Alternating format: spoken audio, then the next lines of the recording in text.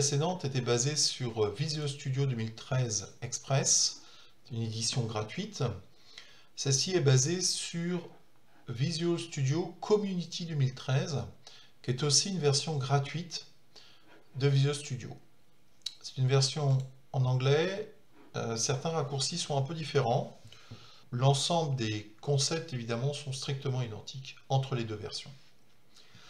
Alors, si je reprends ce programme, je constate qu'il y a des petites faiblesses de conception, puisque, notamment pour les propriétés couverture et collage, j'ai des valeurs qui sont saisies en dur, sans contrôle.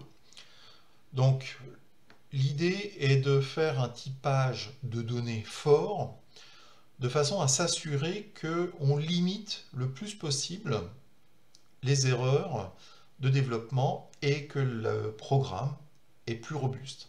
Si je prends simplement l'exemple de couverture, je vais chercher toutes les références de couverture et je vois que la couverture est définie ici, donc je vais aller directement dans la définition de couverture. Et je vais changer la façon dont j'ai défini couverture, qui pour l'instant est une propriété publique. Je vais faire une propriété privée. Pour cela, je vais créer un nouveau type de données qui est une énumération. Donc je saisis enum. Je vais indiquer qu'il s'agit de couverture. Et je vais énumérer ces couvertures. Voilà. Donc j'ai créé trois valeurs différentes pour couverture. Maintenant, je vais définir la propriété couverture.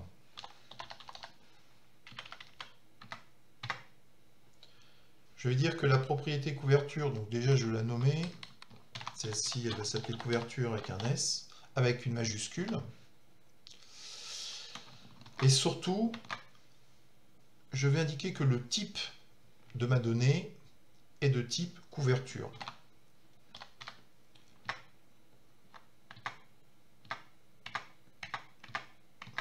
Voilà. Donc l'intérêt de procéder comme ça, évidemment, est de limiter les erreurs de saisie. Je vais faire la même chose pour collage. Donc je vais créer une énumération que j'appelle collage. Et là aussi, je définis pareil.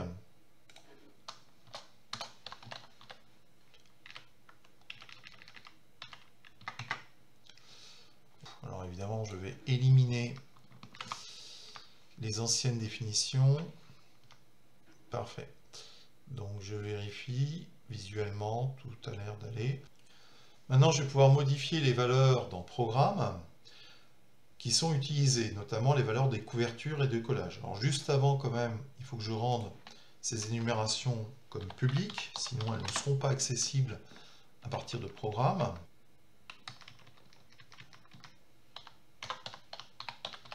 Voilà. Oups. Il ne me reste plus que dans Programme. Maintenant, je vais pouvoir indiquer les valeurs. Alors évidemment, il y a un message d'erreur, car là, ici, j'ai une chaîne de caractères, ce que ne reconnaît pas Visual Studio. Donc je vais pouvoir aller chercher dans Reliure les valeurs des couvertures, et en particulier la valeur souple. Pareil pour le collage. Reliure, collage, et ici spirale. Voilà, donc je fais ça pour chacune de mes valeurs. Alors, je vais tout de suite corriger l'erreur de spirale, donc c'est spirale. Alors justement, c'est intéressant, c'est qu'on voit tout de suite, voilà, on va tout renommer, on voit immédiatement l'effet. Voilà, ça c'est vraiment une démonstration du typage fort, involontaire, mais du typage fort. Je suis sûr de la cohérence maintenant des valeurs utilisées pour couverture et pour collage dans mon programme. Donc, je vais générer, faire un build. Très bien. Et maintenant, je peux